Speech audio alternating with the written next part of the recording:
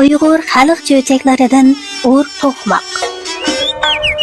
Burunqi zamonda bir boy bilan bir mo'may o'zining 3-4 yetim nevrasini beqib bir daryoning bo'yida yashaydi ekan. Ularning faqat bir tupli qog'i chigdisi bor ekan. Ular to'laroq shu chigdi bilan kun kechirar ekan. Ammo bu chigdiga qog'lar o'rganibdi. Biri kessa, biri kelib chigdiga orom bermabdi. Boy chigdini qog'lardan saqlashning amalini izlabdi. O'yla oxiri chora tepdi. Bir kaptarning bochkisini o'ldirib, qenini putlarga, kindikiga beshig'i suvabdi-da, chigdining ostiga kelib, o'lib qolgandek bo'lib yetyapti. Bir chaqlardan keyin bir qog'a chigdiga kelib qo'nib, kebak bosgan konini suzib qaqildabdi. Boyning yuziga chigdilardan bir nechini cho'qilab tushirib sinabdi. Qarisi jim. Hay, bu bir top o'xshaydi deb pastga tushibdi. Asta aljanglab kelib, boyning qo'rsqi ustiga chiqib, kindikedagi qetib qolgan qonlarini cho'qib yeyapti. Og'zini tamshib, shunda qarasa, rostilla o'ziga atalgan bir o'lja. Qag'a avval o'likning ko'zini cho'qib yey deb, bir sakrab boyning echilib qolgan og'ziga qo'nibdi. Nada tursin ko'zini cho'qish. Qag'a o'z qo'yida qopdi. Qarasa, barmoqlari boyning og'ziga qisilib qopdi. Qag'a darrov bir hiyla o'ylab, "Ha, muborak bo'lsin, tirilib qolganlarga boy", debdi. Boy deb og'zini shundoq aytishiga qochmoqchi bo'lgan qag'a endi o'zini boyning changalida ko'ribdi. Axir qag'a, "Ha, o'zlariga nurg'un yaxshiliklar bo'lg'ay, meni qo'yib bersizlar", deb yolvoribdi. "Xos qoldim, ko'zimni senga hadiya qilg'ili, endi seni qo'yib berish degan nadiki gap?" deb unimabdi boy. "Men sirini tugumas qo'yliqqa yetkazib qo'yay", deb yolvoribdi qag'a. "Men chiroyli so'zlarga aldanib, qiyirg'anda mushkunga qolgan. Endi umrimning oxirida senga aldanib nega boray?" debdi boy. "Men qog'ilarining eng qirisi, yeshim mingdan oshdi. Oxirgi umrimda va'damga shundoq bir vafo qilib o'tayki, odam bolasi meni bilib qolsin", deb ko'sa engaklarini boyning o'tundek barmoqlariga surkib yig'labdi qag'a. Qiyrining qayoshi degandek boyning ko'ngli erib, "Xayr, bunimi bir ko'rib boqay", deb qog'ini qo'yib beribdi. Qag'a intayin xo'shal bo'lib, ta'zim qilib, "Ha, qani, mening orqamga kirib mansala", debdi.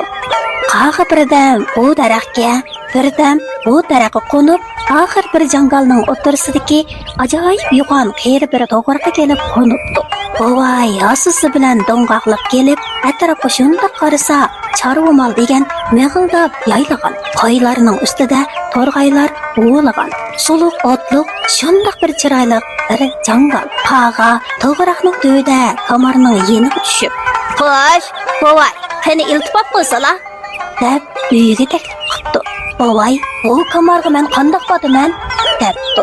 Qag'a, "Qani, qadamlarini qo'ysala, bir gap bo'lar", deb qo'l bog'lab turibdi.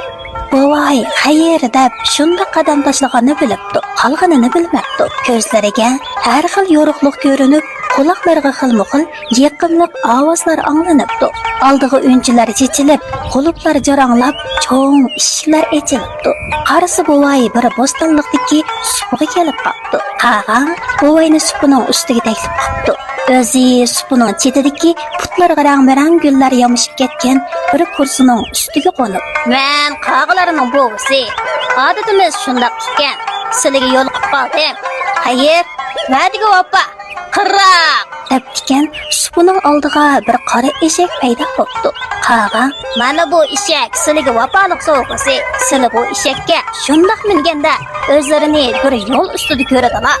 Shu yo'l bilan menib, kech qolsinmi, hech kimningga qo'nmay, uylariga borsalar. Agar boylik lozim bo'lsa, mushu eshakni bir ko'rpining ustiga chiqarib, 'Sanqong eshigim sanqong, oltin kumush sanqong' desalar, sizlarga oltin kumush sanqab beradi. Lekin bu sirni hech kimga aytmasalar", debdi. Boy, "Xo'p" deb eshak shundoq minishiga rost degandek o'zini yo'l ustida ko'ribdi. Manga kech bo'pti. Oldiga bir tugman uchrabdi. Tugmanchi chiqib, "Voy, qo'nib ketsinlar", deb uyiga boshlabdi.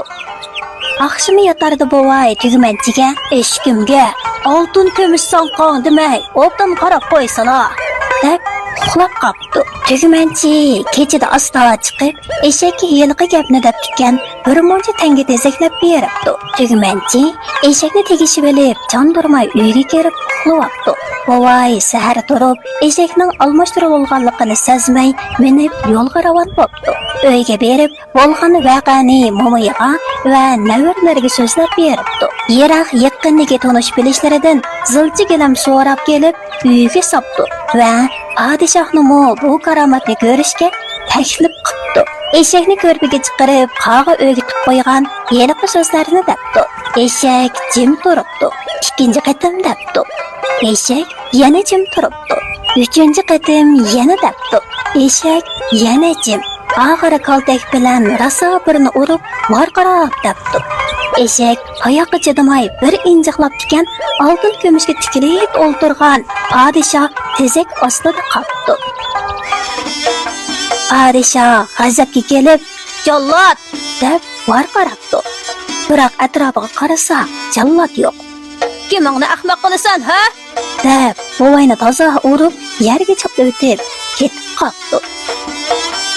Bechara bovay atisi ko'zini ochsa, mo'may ham yig'lab, ham toptani qilib, beshida o'ltirg'adek. Bovay tishini tishlab, o'rindan turib, eshakka minib, jangolga qarab yo'l oldi. Qag'ining oldiga berib, bo'lgan ishlarini bayon qildi. Qaga bovayning gaplarini to'liq anglagandan keyin qirroq deb tutgan darrov bir supur paydo bo'ldi. Qaga, "Mana bu supurni eling. Qachonki g'azo tomoq lozim bo'lsa, echil supuram, echil desingiz, darrov echilib, ustida xilma-xil taomlar hozir bo'ladi. Yo'lda hech yerda qo'nmang. Supurining sirini hech kimga aytmang" debdi. Bovay xushal bo'lib, supurini elib yo'lga ravon bo'ldi. Manga kun kech bo'ldi. Yana yeliqi tugmanchinikiga tushibdi. Yetish oldida "Mau supurumga echil supuram, echil demay, qo'ldan qarab qo'ysala" deb uxlab qopdi. Tugmanchi kechada asta qopib, xotin bolalari bilan gapni bir qilib, "Echil supuram, echil" degan ekan, supuridan xilma-xil g'izolar chiqibdi. Tugmanchi boy u g'izolarini bolalari bilan hapala-shapala yeyishib, qolganini jimiq turib, supurini tegishyapti. Bovay attigini supur g'izam qo'ymayla, qo'ltiqiga qisib yo'lga tushibdi. Uyga kirmayla, mo'mayga supurining sirini so'zlab, mo'mayning unimig'iga qaramay, uy rostlatib, podshohga xabar beribdi. Podshoh bu qatim o'zi kelmay, vazirlarini avatibdi. Vazirlar so'rin tuzib o'ltirishibdi. Necha kundan beri och qolgan navkarlarmi qo'llarini yuvishib, eshikda talpirib turibdi. Hamma tayyor bo'lgandan keyin bovay "Echil supuram, echil" debdi. 2 qatim debdi, 3 qatim debdi. Supuradan hech sado chiqmabdi. Vazirlar qoyib bovayni urib, dumul tevitib, o'rniga qaytibdi. Mo'may yig'lab turib, bovayga yana toptani qildi. Bovay qanday qilishini bilolmay, martam 3 martam deb yana jangolga yo'l oldi. Berib, qag'ining oldiga kiribdi. Voqeani bayon aylabdi. Qaga, "Qaq, xayr, bu anga xirqisi bo'lg'ay. Qirraq" debdi. Bovayning oldiga bir tulum paydo bo'ldi. Qaga, "Mana bu tulum ichida bir to'qmoq bor. Qachonki beshingizga kun tushadigan, "Ur to'qmoqim, ur" desingiz, har qanday mushkul ishingiz oson bo'ladi" deb yana boshda aytgan gaplarini chekib, bovayni yo'lga soldi. Bovay yana yiliqi tugman oldiga kelishiga tugmachi chiqib, "Voy aka, qo'nib kelsizlar" deb to'sibdi. Bovay xayr deb eshakdan tushib, yetish oldida "Mau tulumning ichida bir to'qmoq bor. Ur to'qmoqim, ur" demay, obdan qarab qo'ysala" deb uxlab qopdi. Tugmanchi xotini bilan tulumni asta boshqa uyga o'g'irlab chiqib, o'ttirg'a qo'yib, "Ur to'qmoqim, ur" degan ekan, tulumdan to'qmoq chachrab chiqib, tugmanchi va uning xotin bolalarini shundoq urg'ila turibdiki, dod faryod pushaymon dastidan jahonda turib bo'lg'ala bo'lmabdi. Bovay yugurib chiqsa, ish boshqacha. Bovay to'qmoqqa texmi chingroq buyruq beribdi. Tugmanchi "Voy aka, eşeklerini qaytarıp beray" deb eshakni tepib ketdi. To'qmoq to'xtamay tugmanchining xotinini urayveribdi. Tugmanchining xotini nimdir o'zira aytib, supurini qaytarib beribdi. To'qmoq yana to'xtamabdi. Ular balalarimizga pandiyat, 100 ming pushayman, to'qmoqni to'xtatding bova deb ma'no qildi. Bovay, "Tur, to'qmog'im, tur" debdi. To'qmoq to'xtabdi. Bovay hamma narsalarni qaytarib olib, o'zining avvalgi eshkiga minib, maqsadini do'ng aytib, yo'lga ravon bo'pti. Talay kelsa beshimga, yor kelar qishimga. To'qmoq yeydi aldamchi, to'pi solsa eshimga. Bovay uyiga kelib, momayni qoyil qilib, tonish bilishlarini qichqartib, yana podshohga yuguribdi. Podshoh, "Nima bolaga qoldin bu ahmoq gaday bilan?" deb qo'g'lab chiqaribdi. Arqadan podshohning tamaga o'ginib qolgan ko'ngli besilmay, yana berib yiqinglar deb bir necha yasovlarini avatibdi. Bovay g'izodan keyin eshakning karomatini ko'rsatib, yasovlardan podshohga nurg'un oltin ko'mishlarini sovg'at qildi. Podshoh sovg'atlarga qanoat qilmay niyatini buzibdi. Bovayning uyini qushqashning o'sini buzgandek buzdirib, hamma narsasini xazinaga olmoqchi bo'ldi. Buni o'rtadagi bog'van qayri anglab kelib, bovayga xabar qildi. Bovay o'ziga chiqib tayyorlanib turibdi. Qarasa, rost degandek bir muncha lashkarlar kelyapti. Lashkarlar yaqinroq kelganda bovay tovlab, "Hey lashkarlar, orqanglarga qaytinglar. Oltin kerak bo'lsa, avatib turay. Bizni xotirjam kun ko'rgil qo'yinglar" debdi. Lashkarlar unimay bostirib ketdi. Bovay "Xayr" deb to'qmoqqa buyruq beribdi. "Ur, to'qmog'im, ur!" To'qmoq lashkarlarni shundoq salg'ilib turibdiki, jahon to'pchonga aylanib, oran 3 kishi qechib qutulibdi.